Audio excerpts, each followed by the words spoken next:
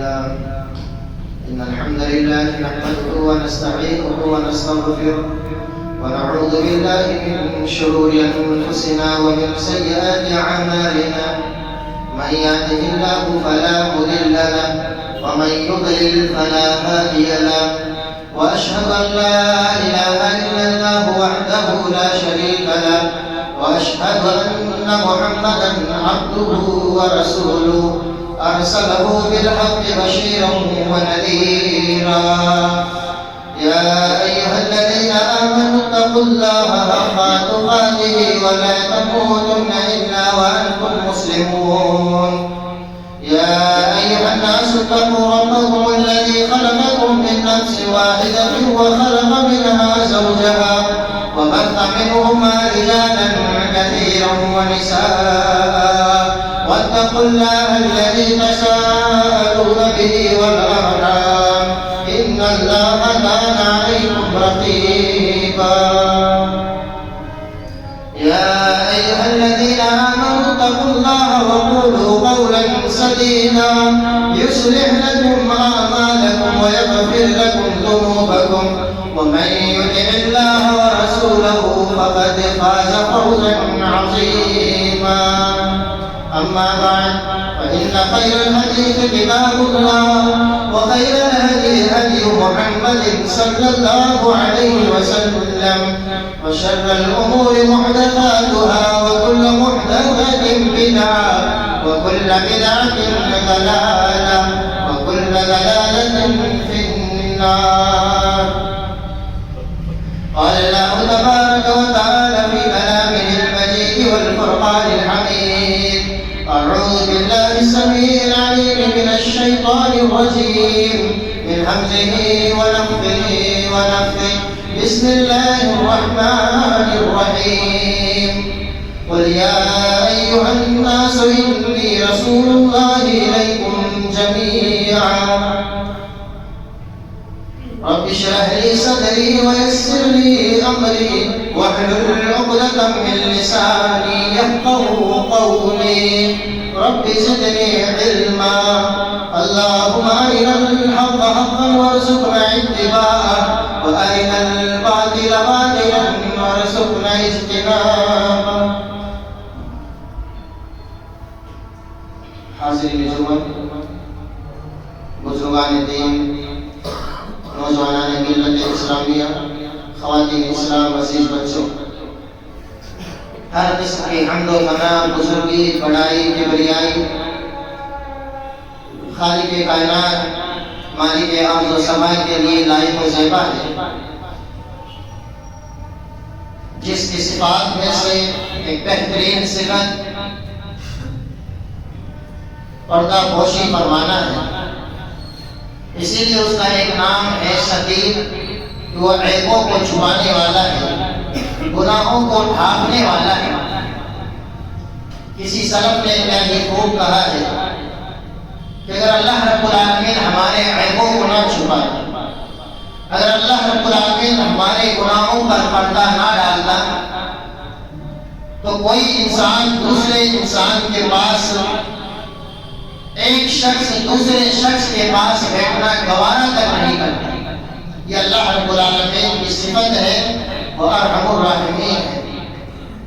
بعدہ درود و سلام نازل ہو تمام انبیاء کرام پر، بالخصوص خاتم النبیین، رحمت للعالمین، سید المرسلین، امام الانبیاء، احمد مشتبہ محمد مصطفیٰ صلی اللہ علیہ وسلم پر. اللهم صل وسلم وبارك على عبدك ورسولك محمد وعلى آله وصحبه أجمعين. حاضرین جمعہ، سیرت النبی صلی اللہ علیہ وسلم کے تعلق سے مسلسل ہمارے خطبات چل رہے ہیں. آج اسی سلسلے کی 25ویں کڑی ہے. پچھلے خطبہ میں غزوہ خیبر کے تعلق سے سب چیزیں آپ کے سامنے ذکر کی گئی تھی. غزوہ خیبر کے بعد کیا واقعات رونما ہوئے، مختصر آج کے جمعہ میں انشاءاللہ پیش کیے جائیں گے. جب اللہ کے نبی صلی اللہ علیہ وسلم نے مشرکین کے ہاتھوں صلح کر لی کہ 10 سال تک جنگ بندی کا اعلان ہے کہ نہ تو مکہ سے مشرک آئیں گے اور مدینہ پر حملہ کریں گے اور نہ ہی مدینہ کے مسلمان مکہ کے مشرکین پر حملہ کریں گے۔ اللہ کے نبی صلی اللہ علیہ وسلم حالات کو بخوبی جانتے تھے اور حالات کا کس طریقے سے استعمال کرنا چاہیے۔ اللہ کے نبی صلی اللہ علیہ وسلم سے بہتر اس دنیا میں آج تک دنیا میں کوئی ایسا رہنما، کوئی ایسا لیڈر نہیں آیا جو حالات کے مد نظر صحیح طریقے سے حکمت عملی کو اپنا سکے۔ اسی مد نظر اللہ کے نبی صلی اللہ علیہ وسلم نے غزوہ خیبر میں یہودیوں کا صفایا کرنے کے لیے مہم چھیڑی۔ اس سے فارغ ہونے کے بعد اللہ رب العالمین نے جس مہم کو دے کر آپ صلی اللہ علیہ وسلم کو اس دنیا میں مبعوث فرمایا، قل یا ایھا الناس انی رسول اللہ الیکم جمیعا، کہ آپ دنیا والوں سے یہ کہہ دیجئے کہ میں اس دنیا کے چپے چپے کونے کونے اور ہر ایک انسان کے لیے نبی بنا کر بھیجا گیا۔ لہذا آپ صلی اللہ علیہ وسلم نے بہترین حالات کو دیکھا کہ حالات بہتر ہے، مشرکین کی جانب سے جو حملے کا ڈنڈا وہ ڈل چکا ہے۔ اسی موقع کو بھلاتے ہوئے اللہ کے نبی صلی اللہ علیہ وسلم نے بادشاہوں کے پاس خطوط روانہ کیے، امیروں کے پاس، حکماں کے پاس آپ صلی اللہ علیہ وسلم لے کر بھیجے اور اس میں مکمل اسلام کا پرچار تھا، اسلام کی دعوت دی گئی تھی۔ اللہ کے نبی صلی اللہ علیہ وسلم نے روم کے بادشاہ ہرقل کی جانب بھی پیغام بھیجا، آپ نے تفصیل کے ساتھ لکھا، اس میں آپ نے فرمایا اسلم اسلم، یعنی بادشاہ روم اسلام قبول کر لو، محفوظ ہو جاؤ گے، دنیاوی زندگی میں بھی محفوظ رہو گے، اخروی زندگی میں بھی ہر طریقے سے حفاظت کی جائے گی۔ اللہ کے نبی صلی اللہ علیہ وسلم نے اسی طریقے سے کسرا کے بادشاہ کے پاس بھی پیغام بھیجا، اسلام کی دعوت دی۔ آپ صلی اللہ علیہ وسلم نے مصر کے حاکم مقوقس کے پاس بھی پیغام بھیجا، یمن کے حاکم کے پاس بھی اللہ کے نبی صلی اللہ علیہ وسلم نے پیغام بھیجا، اور ہر طریقے سے اللہ کے نبی صلی اللہ علیہ وسلم نے امیروں اور حاکموں کے پاس لیٹر روانہ کیا۔ کئی ایسے بادشاہ تھے جو لیٹر اور خطوط کو پڑھے اور اللہ کے نبی صلی اللہ علیہ وسلم سے ملنے کی تمنا کی۔ کتنے ایسے بادشاہ تھے جنہوں نے اللہ کے نبی صلی اللہ علیہ وسلم کے لیے ہدیے بھیجے، تحفے اور تحائف پیش فرمائے، اور کچھ نافرمان اور ظالم بادشاہ ایسے تھے جنہوں نے اللہ کے نبی صلی اللہ علیہ وسلم اس خط کو پڑھا اور پڑھنے کے بعد پھاڑ دیا۔ اللہ کے نبی صلی اللہ علیہ وسلم کو جب علم ہوا تو آپ نے فرمایا جس طریقے سے اس نے میرے خط کو پڑھا ہے اللہ رب العالمین اس کے بادشاہت کو چکنا-چور کر دے۔ اور کچھ ہی دنوں کے بعد فارس کا جو بادشاہ تھا جس نے اللہ کے نبی صلی اللہ علیہ وسلم کے خط کو پھاڑ دیا تھا، چند ہی دنوں کے بعد اس کے بادشاہ نے اپنے باپ کو قتل کر دیا اور وہ بادشاہ بن گیا، اور اس کے بعد سلسلہ چلتا رہا، کوئی قتل کرتا دوسرا آتا، یہاں تک کہ چند ہی مہینوں اور چند ہی سالوں کے بعد پوری بادشاہت کو اللہ رب العالمین نے اس دنیا سے تہس نہس کر دیا۔ یہ اللہ رب العالمین کا اصول ہے کہ جو اللہ سے ٹکراتا ہے، جو اللہ کے رسول سے ٹکراتا ہے، اللہ رب العالمین سب کا ناش کر دیتا ہے۔ اللہ رب العالمین اس کے نام کو اس دنیا میں مٹا دیتا ہے، اس لیے کہ جس ذات نے، جس اللہ رب العالمین نے اس دنیا میں نبی صلی اللہ علیہ وسلم کو مبعوث فرمایا، وہی اس ذات کی حفاظت کرنے والے ہیں۔ اس خطوط میں ہمارے لیے کئی درس عبرت ہے، کئی نصیحت ہے۔ پہلی عبرت یہ ہے کہ جس طریقے سے اللہ کے نبی صلی اللہ علیہ وسلم نے موقع کو مناسب سمجھتے ہوئے دعوت کے لیے ہر طرح کے اسلوب کو اپنایا، آج ضرورت ہے کہ مسلمان بھی دعوت کے پیغام کو عام کرنے کے لیے ہر گھر تک اسلام کی دعوت کو پہنچانے کے لیے اٹھ کھڑے ہوں، اور ہر طریقے سے جتنا ممکن ہو سکے اس دنیا کے جائز وسائل کو اپناتے ہوئے دوسروں تک اپنا پیغام پہنچائیں۔ یہ بتلائیں کہ اسلام کیا ہے، اسلام کا معنی کیا ہے، اسلام کی حقیقت کیا ہے، اور اسلام کی تعلیمات کتنی صاف اور شفاف ہے۔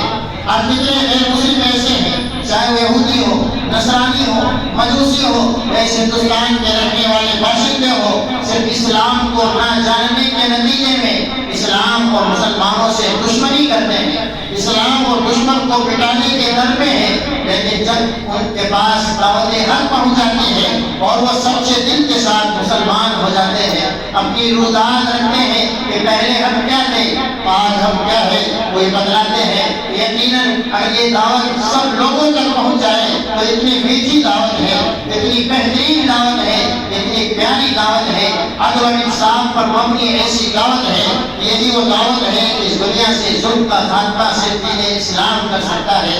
ضرورت ہے کہ اللہ کے نبی صلی اللہ علیہ وسلم کی سیرت کے واقعات سے عبرت حاصل کریں اور اپنی عملی زندگی میں بھی دعوت کے پیغام کو گھروں میں عام کریں اور دوسرے لوگوں تک سچا اور پیارا مذہب پہنچانے کی کوشش کریں۔ اللہ کے نبی صلی اللہ علیہ وسلم نے ان خطوط کی شروعات بسم اللہ الرحمن الرحیم سے کی۔ ہمارے سامنے یہ پیغام ہے کہ جب خطوط لکھے جائے، جب اس طرح کا کوئی پیغام لکھے جائے تو بسم اللہ الرحمن الرحیم سے آغاز کیا جائے۔ اگرچہ کسی کافر کے پاس وہ خط لکھا جا رہا ہو، جہاں خدشہ یہ ہے کہ اس خط کو پھاڑ دیا جائے گا اور اس خط کی شان میں گستاخی کی جائے گی، لیکن اس کے باوجود اللہ کے نبی صلی اللہ علیہ وسلم نے بسم اللہ الرحمن الرحیم سے خط کا آغاز فرمایا۔ آج کتنے مسلمان ایسے ہیں شیطان کے جالوں میں آ کر بسم اللہ الرحمن الرحیم کی جگہ ہر جگہ 786 کا استعمال کرتے ہیں۔ مسلمانوں کس طریقے سے شیطان نے کھیل کھیلا ہے اور ہر جگہ بسم اللہ الرحمن الرحیم کی جو برکت تھی اس کو ختم کروایا۔ اللہ کے نبی صلی اللہ علیہ وسلم اور شریعت مطہرہ نے ہمیں جو پیغام دیا تھا، آج شیطانی چالیں کس قدر کامیاب ہو چکی ہے کہ مسلمان بسم اللہ الرحمن الرحیم سے زیادہ اس عدد سے محبت کرتا ہے۔ اگر نوٹ مل جائے تو نوٹ کو ہمیشہ ہمیں ذہن میں رکھتا ہے، گویا یہ برکت کا سامان ہے۔ بسم اللہ الرحمن الرحیم یہ قرآن کی ایک آیت ہے، ایک آیت کا حصہ ہے، اور کس طریقے سے اللہ رب العالمین کے کلام کو بدلنے کی لاوا کوشش کی گئی، کس طریقے سے اللہ رب العالمین کے فرمان بسم اللہ اللہ الرحمن الرحیم کو مسلمانوں نے عادت سے بدل دیا اور اللہ رب العالمین کے پیغام کو بدلنے کی کوشش کی۔ آج ضرورت ہے کہ اس مذموم خصلت جو برائی کی طرف آگے بڑھتی جا رہی ہے مسلمانوں کو بتلایا جائے۔ مسلمان بچے، ہر مسلمان اپنے آپ کو آج شادی کارڈ میں آپ دیکھیں 786، گھروں کے باہر 786، گاڑیوں پہ 786، ہر جگہ 786۔ بسم اللہ الرحمن الرحیم اللہ کا نام ہے، رحمان ہے، رحیم ہے، اس سے جس کام کی شروعات ہونی چاہیے۔ آج ایک مسلمان کو اگر عدد اس کے گرے جائیں، گنتی نکالی جائے، اسی نام سے اس کو پکارا جائے، وہ آپ کو برا بھلا کرے گا، گالی دے گا۔ اور آج ہم نے اللہ کے کلام کا کس قدر اس کے ساتھ برا سلوک کیا ہے اس کو عدد میں پیش فرمایا ہے۔ اس لیے ضرورت ہے اس حقیقت کو سمجھے۔ اللہ کے نبی صلی اللہ علیہ وسلم ہم سے زیادہ بہتر قرآن کی حفاظت کی جانب رخ کرنے والے اور ہر طریقے سے قرآن کی عظمت کا خیال رکھنے والے تھے، اس کے باوجود آپ صلی اللہ علیہ وسلم نے بسم اللہ الرحمن الرحیم سے آغاز کیا۔ آج شوشہ یہ چھوڑا جاتا ہے کہ ہم جہاں لکھتے ہیں نہ جانے وہ کہاں جائے گا، جس کے ہاتھ پہ جائے گا کچرے میں جائے گا، تو اس سے بچانے کے لیے ہم 786 لکھتے ہیں۔ اگر یہ اس کا بدل ہے تو اس کے بدل کی توہین تو ہو رہی ہے، لہٰذا کسی نہ کسی طریقے سے بسم اللہ الرحمن الرحیم کی توہین ہوتی ہوئی نظر آتی ہے۔ ضرورت ہے کہ مسلمان اسلام کی صحیح تعلیمات کو اپنائے۔ اللہ کے نبی صلی اللہ علیہ وسلم اس واقعے میں ہمیں ایک اور پیغام یہ دیا ہے کہ اگر کسی انسان کی وہ خوبیاں ہیں، اسلام لانے کے بعد ان کی خوبیوں کا احترام کرنا چاہیے۔ اللہ کے نبی صلی اللہ علیہ وسلم نے یمن کے بادشاہ بازان کو جب اس نے اسلام کو قبول کر لیا، یمن کا بادشاہ ہی رہنے دیا، اور اس لیے کہ وہ بہترین منتظم تھا، انتظام کرنے والا تھا۔ نبی صلی اللہ علیہ وسلم نے امت کو یہ پیغام دیا، جس انسان کے پاس صلاحیتیں ہیں، لیاقتیں ہیں، ایبلٹی ہے کہ وہ بہترین طریقے سے انتظام کر سکتا ہے، تو ایسے انسان کے ہاتھوں حکومت کی بات دور ہونی چاہیے۔ ایسے انسان کے ہاتھوں جو انتظامیہ ہیں یا جو چیزیں ہیں ایسے لوگوں کے ہاتھوں میں ہو تاکہ وہ اس کام کو آگے بڑھائے۔ یہ قیامت کی نشانیوں میں سے ایک نشانی ہے کہ ہر چیز کو نااہلوں کے ہاتھوں میں سونپ دیا جائے گا۔ نتیجہ ہم اور آپ دیکھ رہے ہیں کہ ہر چیز کی کی بات ڈور، تقریباً تمام کاموں کی بات ڈور آج امت مسلمان کے پیچھے ہونے کی بنیادی وجہ یہ ہے کہ جو کام مجھ سے نہیں ہوتا وہی کام میں کرنے کے لیے آگے بڑھ رہا ہے۔ نتیجہ یہ ہے کہ جس طریقے سے امت مسلمہ پیچھے جا رہی ہے، ضرورت ہے کہ جس کام کا جو انسان لائق ہے، جس کے پاس جو ہنر ہے، جس کے پاس جو تجربہ ہے، اسی اعتبار سے کام لیا جائے تاکہ امت آگے بڑھ سکے۔ اللہ کے نبی صلی اللہ علیہ وسلم نے بادشاہ کے انتقال کے بعد اس کے بیٹے کو یمن کا بادشاہ اور گورنر بنایا تاکہ ایسا نہ ہو کہ وہ اسلام سے پھر جائے، اسلام کی محبت ہو کہ اسلام ہر حق والے کو حق دیتا ہے۔ اللہ کے نبی صلی اللہ علیہ وسلم نے ان خطوط میں ہمیں یہ پیغام دیا ہے کہ رواداری کا خیال کرتے ہیں، اگر کفار حکومتیں یا کافر غیر مسلم ہدیے اور تحفے پیش کرتا ہے تو عام مواقع پر یعنی تہوار نہ ہو یا کوئی فنکشن ایسا نہ ہو جس میں شرکیہ اور کفریہ کام کیے جاتے ہو، جس میں ان کا شعار اپنایا جاتا ہو، اس کے علاوہ اگر ہدیے پیش کیے جائیں، تحفے اور تحائف کیے جائیں تو کفار کے ہدیے اور تحفے تحائف قبول کیے جا سکتے ہیں۔ مصر کے بادشاہ نے جو تحفے تحائف دیے تھے اس میں کنیز کی ماریہ قبطیہ، اللہ کے نبی صلی اللہ علیہ وسلم کے جو آخری بیٹے ابراہیم پیدا ہوئے، انہیں ماریہ قبطیہ ہی کی بہن تھی جو صرف 18 مہینے کی عمر پاک اس دنیا سے رخصت ہو گئے تھے۔ اس کے بعد اللہ کے نبی صلی اللہ علیہ وسلم جو دستخط ہوئے تھے صلح حدیبیہ پہ کہ اگلے سال آپ عمرے کے لیے آ سکتے ہیں، آپ کا 1 سال مکمل ہوا۔ ذوالقعدہ میں سن 7 ہجری میں اللہ کے نبی صلی اللہ علیہ وسلم مکہ کی جانب 2000 کی تعداد میں روانہ ہو جاتے ہیں۔ صلح حدیبیہ میں 1400 صحابہ کرام تھے، ان میں سے جو خیبر میں شہید ہو گئے یا وفات پا گئے، ان کے علاوہ سبھی صحابہ کرام اس عمرے میں شریک تھے۔ مکہ کے قریب آپ تلبیہ پکارتے ہوئے مکہ میں داخل ہوئے، یہ بتلانے کے لیے کہ اللہ کی ذات اکیلی ذات ہے، وہی مستحق کے عبادت ہے۔ لبیک اللہم لبیک لا شریک لک لبیک۔ اللہ کے نبی صلی اللہ علیہ وسلم نے اس تلبیہ کے ذریعے سے یہ پیغام کیا کہ اللہ کے علاوہ کوئی ایسی ذات نہیں ہے کہ جس کے حکم پر خانہ کعبہ کا طواف کیا جائے یا خانہ کعبہ کے علاوہ دوسری چیز کا طواف کیا جائے۔ اللہ کے نبی صلی اللہ علیہ وسلم نے مشرکین مکہ کے سامنے توحید کا پیغام دیا۔ اس کلمے کے ذریعے سے اللہ کے نبی صلی اللہ علیہ وسلم نے مشرکین کو یہ بتلا دیا کہ باطل دھیرے دھیرے ختم ہوتا جا رہا ہے، یہ اسلام کی شان ہے کہ جس اسلام کو مٹانے کے لیے مکے سے دربدر کیے گئے تھے، مکہ سے نکالے گئے تھے، آج بڑی شان و شوکت کے ساتھ اسی مکہ میں عمرے کی غرض سے مسلمان داخل ہو رہے ہیں۔ عمرۃ القضا میں اللہ کے نبی صلی اللہ علیہ وسلم نے ایک اہم پیغام مسلمانوں کے سامنے یہ دیا کہ مسلمان ہمیشہ بہادر ہوتے ہیں، مسلمان ہمیشہ بہادری کا مظاہرہ کرنے والے ہوتے ہیں، اس لیے کہ مکہ میں یہ بات عام ہو چکی تھی کہ یثرب کی بخار نے مسلمانوں کو توڑ کر رکھ دیا ہے، وہ جسمانی اعتبار سے کافی کمزور ہو چکے ہیں۔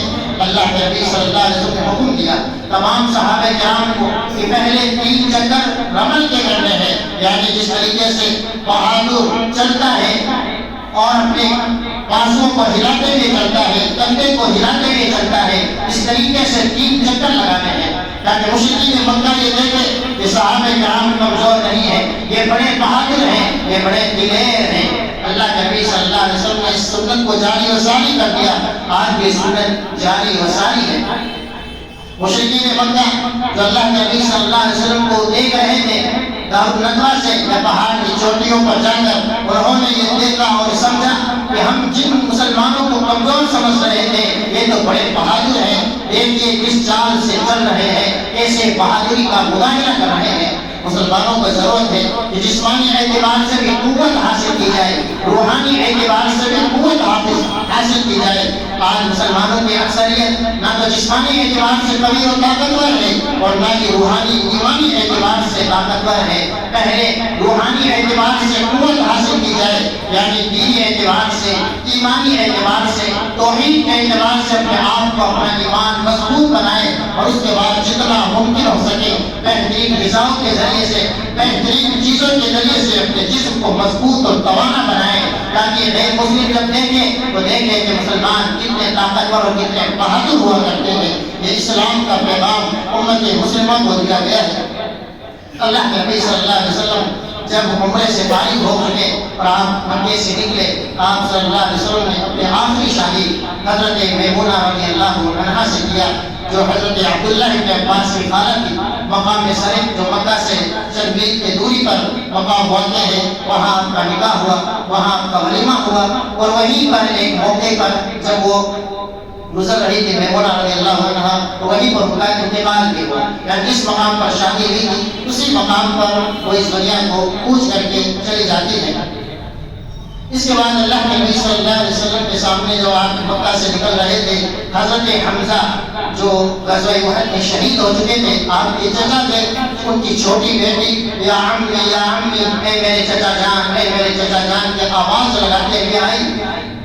حضرت زید رضی اللہ عنہ یہ چاہتے تھے کہ میں اس بچی کی کفالت کرنے کے لیے تیار ہوں، میں پرورش کرنا چاہتا ہوں۔ حضرت علی چاہتے تھے کہ میں اس کی پرورش کروں، حضرت جعفر چاہتے تھے کہ میں اس کی پرورش کروں، اس لیے کہ کسی نہ کسی اعتبار سے تینوں اس بچی کے قریب تھے۔ لیکن اللہ کے نبی صلی اللہ علیہ وسلم نے یہ کہہ کر کے فیصلہ کر دیا، الخالۃ بمنزلۃ الام، کہ خالہ ماں کا درجہ رکھتی ہے، جن کے والدین نہیں ہیں ان کی بہترین پرورش کا صحیح حقدار وہ ہے جو اس کی خالہ ہے، یعنی خالہ ماں کا درجہ رکھتی ہے۔ اللہ کے نبی صلی اللہ علیہ وسلم نے حضرت جعفر کو سونپ دیا، اس لیے کہ جعفر رضی اللہ عنہ کی جو بیوی تھی وہ ان کی خالہ لگتی تھی رشتے میں۔ بعد میں چل کر اللہ کے نبی صلی اللہ علیہ وسلم کو یہ آفر دیا گیا، یہ بتایا گیا کہ آپ اس سے شادی کر لیں، لیکن آپ صلی اللہ علیہ وسلم نے یہ کہہ کر کے رد کر دیا، انها ابنۃ اخی من الرضاعہ، یہ میری بھتیجی ہے، یہ میری دودھ پیتی بھتیجی ہے، یعنی حضرت حمزہ رضی اللہ عنہ اور اللہ کے نبی صلی اللہ علیہ وسلم جس گائے کا دودھ پیے، دونوں رضاعی اعتبار سے، دودھ کے اعتبار سے بھائی تھے، اور بھتیجی جس طریقے سے نسب کے اعتبار سے حرام ہے، اسی طریقے سے دودھ رضاعت کے اعتبار سے بھی بھتیجی حرام ہے۔ عمرۃ القضاء، اللہ کے نبی صلی اللہ علیہ وسلم نے جو عمرہ کیا اس کے کئی فوائد ہمارے سامنے نظر آتے ہیں۔ سب سے اہم فائدہ یہ ہے کہ اس عمرے کے بعد پورے جزیرۃ العرب میں اسلام کا پرچار ہو گیا، اسلام کی چھاپ پھیل گئی، یہ مسلمان ہیں جو پوری دنیا پر چھانے والے ہیں۔ لہذا دیکھتے ہی دیکھتے کتنے بڑے بڑے لیڈر اسلام کے دروازے میں داخل ہونے لگے، اللہ کے نبی صلی اللہ علیہ وسلم کے پاس آ کر بیعت کرنے لگ جاتے ہیں۔ ان میں سے ایک خالد بن ولید رضی اللہ عنہ جو ہمیشہ اسلام کو نقصان پہنچانے کا کام کیا کرتے تھے، آج اللہ کی توفیق سے اسلام میں داخل ہو رہے ہیں۔ یہ اللہ رب العالمین کی توفیق ہے، وہ جسے چاہتا ہے ہدایت سے سرفراز فرماتا ہے۔ اس لیے کسی انسان کے تعلق سے یہ کہنا کہ ہدایت پا نہیں سکتا ہے، یہ مسلمان کی شان نہیں ہے۔ ایک مسلمان کسی کافر کے تعلق سے، کسی مشرک کے تعلق سے، کسی دشمن کے تعلق سے یہ کہے، یہ کبھی ہدایت پر آ ہی نہیں سکتا ہے۔ اللہ رب العالمین نے ایسے ایسے صحابہ کرام کو ہدایت سے منور فرمایا ہے کہ ہماری عقلیں دنگ رہ جاتی ہیں۔ اسی طریقے سے عمر بن عاص رضی اللہ عنہ اللہ کے نبی صلی اللہ علیہ وسلم کے ہاتھ وجوہات عرب میں سے، جو عرب کے عقل مندوں میں سے شمار کیے جاتے تھے، وہ بھی اسلام قبول کر لیتے ہیں۔ اسی طریقے سے عثمان بن طلحہ جن کے ہاتھ میں خانہ کعبہ کی چابی تھی، وہ بھی مسلمان ہو جاتے ہیں۔ اللہ کے نبی صلی اللہ علیہ وسلم کے پاس تشریف لاتے ہیں اور کہتے ہیں، بیعت کے لیے جو ہاتھ بڑھاتے ہیں، حضرت عمر بن عاص ہاتھ کو پیچھے کر لیتے ہیں، کہتے ہیں اللہ کے نبی صلی اللہ علیہ وسلم اشتری، میں کوئی شرط لگانا چاہتا ہوں۔ آپ نے فرمایا ماذا تشتری، کیا شرط لگانا چاہتے ہو؟ تو اللہ کے نبی صلی اللہ علیہ وسلم کیا اسلام قبول کرنے کے بعد میں نے جتنے پچھلی خطائیں کی، نقشیں کی، سب اللہ رب العالمین معاف فرما دے گا۔ اللہ کے نبی صلی اللہ علیہ وسلم نے فرمایا یا عمر باعد فإن الإسلام تجب ما كان قبله وإن الهجرة تجب ما كان قبلها۔ کہ اے عمر ہاتھ کو آگے بڑھائیے، کہ جانتے نہیں ہو اسلام لانے کے بعد پچھلی تمام خطاؤں کو اللہ رب العالمین معاف فرما دیتا ہے، دھو دیتا ہے۔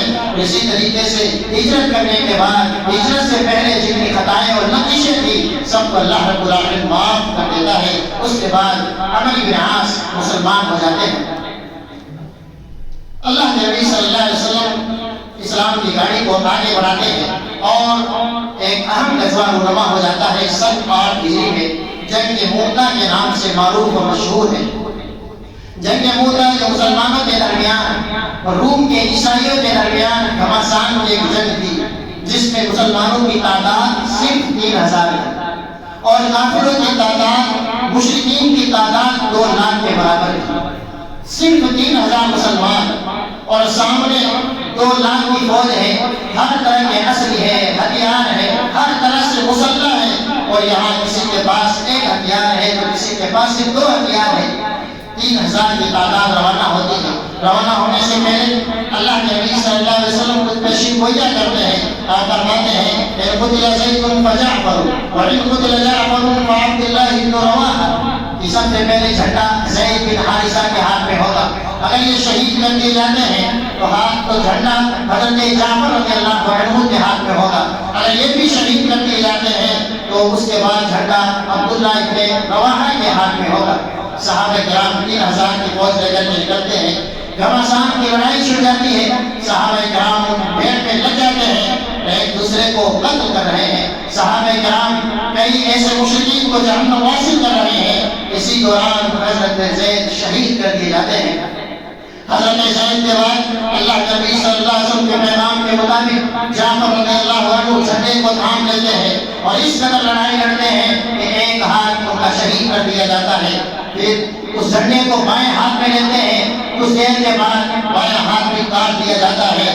دونوں ہاتھ شہید کر دیے جاتے ہیں. اور جھنڈے کو جو اللہ کے نبی صلی اللہ علیہ وسلم نے دیا ہے اس طریقے سے تھامتے ہیں کہ اپنے بازوں سے سینے سے چمٹا کر اس کو اٹھائے رکھتے ہیں کہ اسلام کا جھنڈا ہمیشہ بلند رہنے والا ہے. اور اس قدر بہادری کا مظاہرہ کرتے ہیں کہ حضرت عبداللہ ابن عمر اس جنگ میں شریک ہوئے تھے. وہ بیان کرتے ہیں کہ بعد میں جب ہم نے ان کو دیکھا تو صرف سامنے والے حصے میں 90 سے زائد زخم لگ چکے تھے. اسی حالت میں اللہ رب العالمین کے یہاں تشریف لے جاتے ہیں، شہید کر دیے جاتے ہیں. اس کے بعد عبداللہ بن رواحہ بھی بہادری سے لڑتے ہیں، ان کو بھی شہید کر دیا جاتا ہے. اس کے بعد اللہ کے نبی صلی اللہ علیہ وسلم نے صرف 3 صحابہ کرام کا نام لیا تھا. صحابہ کرام نے یہ فیصلہ کیا کہ خالد بن ولید کو جھنڈا دے دیا ہے، اس لیے کہ یہ کفار میں بہترین لیڈر ثابت ہوئے ہیں. ابھی صرف 3-4 مہینے کا عرصہ ہوا ہے، مسلمان ہوئے ہیں اور پہلی جنگ کا جھنڈا خالد بن ولید کے ہاتھوں میں دیا جاتا ہے. اور اللہ کے نبی صلی اللہ علیہ وسلم کو خبر دے دی جاتی ہے. آپ صلی اللہ علیہ وسلم فرماتے ہیں اخذ راية زيد فمصيبة ثم اخذ جعفر فمصيبة ثم اخذ ابن رواحة فمصيبة وعيناه تضيفان حتى اخذ سيف من سيوف الله حتى فتح الله عليه. اللہ کے نبی صلی اللہ علیہ وسلم نے صحابہ کرام کو فرمایا، گویا آپ اپنی نظروں سے دیکھ رہے ہو، آپ کو یہ خبر دے دی گئی. آپ نے فرمایا سب سے پہلے جھنڈا زید نے تھاما، وہ شہید کر دیے گئے. اس کے بعد جعفر رضی اللہ عنہ نے تھاما، وہ بھی شہید کر دیے گئے. اس کے بعد عبداللہ بن رواحہ نے تھاما، وہ بھی شہید کر دیے گئے. راوی فرماتے ہیں عیناہ تضرفان، یہ واقعہ آپ سناتے جا رہے تھے اور آپ کی آنکھوں سے آنسو بہ رہے تھے. حتی اخذ سیف من سیوف اللہ، پھر اللہ کے نبی صلی اللہ علیہ وسلم فرماتے ہیں کہ اس کے بعد اللہ کی تلواروں میں سے ایک تلوار نے جھنڈا تھاما، یعنی خالد بن ولید نے جھنڈا تھام لیا. اللہ رب العالمین نے ان کے ہاتھوں سے مسلمانوں کو جیت نصیب فرمائی. مسلمانوں یہ مختصر واقعہ ہے جنگ موتا کا کہ کس طریقے سے کتنے بڑے لشکروں سے مسلمان واپس آئے اور صرف 12 مسلمان شہید ہوئے، اور کس طرح کافروں کو مارا گیا، کس قدر مشرکوں کو مارا گیا. صرف اس سے اندازہ لگا سکتے ہیں کہ خالد بن ولید کے اس غزوے میں 9 تلواریں ٹوٹ گئی، یعنی کاٹتے کاٹتے قتل کرتے کرتے 9 تلواریں ان کے ہاتھوں سے ٹوٹ گئی. اب اندازہ لگائیں کہ 2 لاکھ میں سے کتنے مشرکوں کو اللہ رب العالمین کے حکم سے جہنم میں دھکیلا گیا. اس مارکے کے ختم ہونے کے بعد، اس جنگ کے ختم ہونے کے بعد اب مسلمانوں کا دبدبہ قائم ہو گیا. روم پوری دنیا میں چھایا ہوا تھا، عیسائی پوری دنیا میں اپنے پرچم لہرا رہے تھے. لیکن اس کے بعد اسلام کا پرچم سب سے اوپر اٹھ چکا اور اسلام نے، مسلمانوں نے یہ پیغام دیا کہ اب دھیرے دھیرے پوری دنیا میں اسلام کا پرچم لہرانے والا ہے. اور اب اسلام مکہ اور مدینہ کی گلیوں سے نکل کر پوری دنیا میں چھانے والا ہے. اس طریقے سے اللہ کے نبی صلی اللہ علیہ وسلم کی یہ مختصر غزوہ ختم ہو جاتی ہے.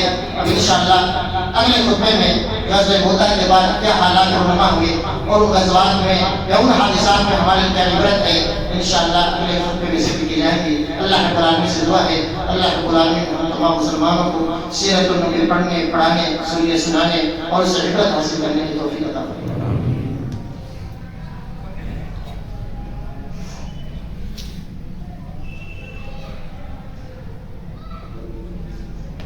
الحمد لله رب العالمين والعاقبة للمتقين القديم وأشهد أن لا إله إلا الله وأشهد أن محمدا عبده ورسوله والصلاة والسلام على عبده ورسوله محمد وعلى آله وصحبه أجمعين ومن تبعهم بإحسان إلى يوم الدين.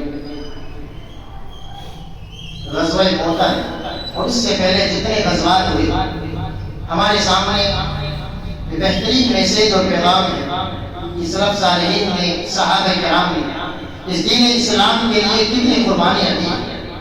اس دین اسلام کی نشر و اشاعت کے لیے ہم تک صحیح سالم اسلام کو پہنچانے کے لیے تن من دھن کی بازی لگا دی. ان کے یہاں دین اسلام کی بڑی قدر تھی. وہ جانتے تھے کہ اللہ کی سب سے بڑی نعمت اسلام ہے اور اللہ رب العالمین نے اس کو نعمت قرار دیا ہے. آج مسلمانوں کو ضرورت ہے کہ ہم میں سے ہر ایک مسلمان چاہے مرد ہو یا خواتین ہو ہر ایک انسان کو ضرورت ہے کہ دین اسلام کی حقانیت کو پہچانے. دین اسلام کس قدر ہم تک پہنچا ہے اور اس کے لیے سلف صالحین نے کیا کیا قربانیاں دی ہیں. آج ان قربانیوں کو یاد کرنے کی ضرورت ہے اور ان قربانیوں سے عبرت اور نصیحت حاصل کرنے کی ضرورت ہے کہ کم سے کم وہ قربانیاں اگر ہم نہیں دے سکتے ہیں تو کم سے کم اس دین اسلام کی تعلیمات سے محبت کریں. دین اسلام کو اپنے گلے سے لگائیں اور ہمیشہ مرتے دم تک دین اسلام سے محبت کرتے رہیں. اور اللہ رب العالمین نے جتنی سانسیں کی ہیں اس دین اسلام کی نشر و اشاعت کے لیے اگر تن کی ضرورت پڑے تو تن کو آگے بڑھائے, من کی ضرورت پڑے, پیسے کی ضرورت پڑے, وقت کی ضرورت پڑے تو اس دین اسلام کی نشر و اشاعت کے لیے ہر چیز کی بازی لگانے کے لیے ہم تیار ہیں. آج ضرورت اس بات کی ہے کہ ان کی قربانی کو یاد کر اپنے جذبات کو دیکھیں اور اپنی ضمیروں کو جھنجھوڑیں اور دیکھیں دین اسلام کتنی پیاری دولت ہے جو اللہ نے ہمیں مفت میں عطا فرمائی ہے, جو اللہ نے ہمیں فری میں عطا فرمائی ہے.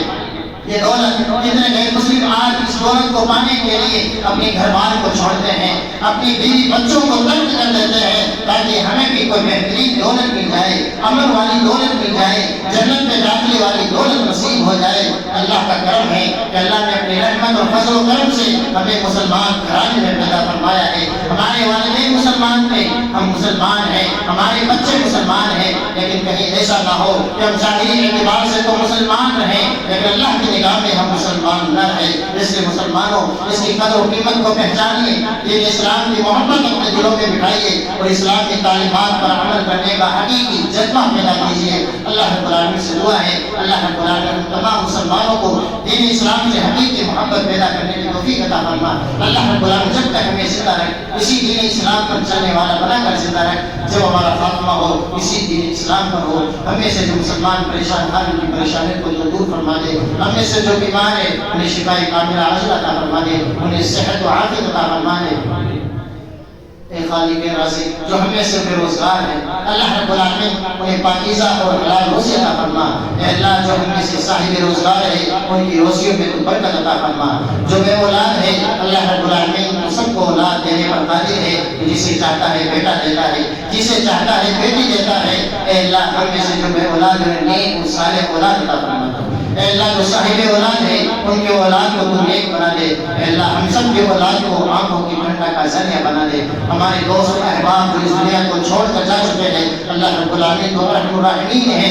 اللہ وہ خطاکار تھے, گناہگار تھے, لیکن تو معاف کرنے پر قادر ہے. اے اللہ ہمارے ان تمام بھائیوں کو معاف فرما دے. اے اللہ ہمیں عذاب قبر سے بچا لے, عذاب جہنم سے بچا لے. آمین. إن الله وملائكته يصلون على النبي يا أيها الذين آمنوا صلوا عليه وسلموا تسليما. اللهم صل وسلم وبارك على عبدك ورسولك محمد وعلى آله وصحبه أجمعين. عباد الله رحمكم الله إن الله يأمر بالعدل والإحسان وإيتاء ذي القربى وينهى عن الفحشاء والمنكر والبغي يعظكم لعلكم تذكرون. اذكروا الله يذكركم وادعوه يستجب لكم ولذكر الله تعالى أعلى وأجل وأتم.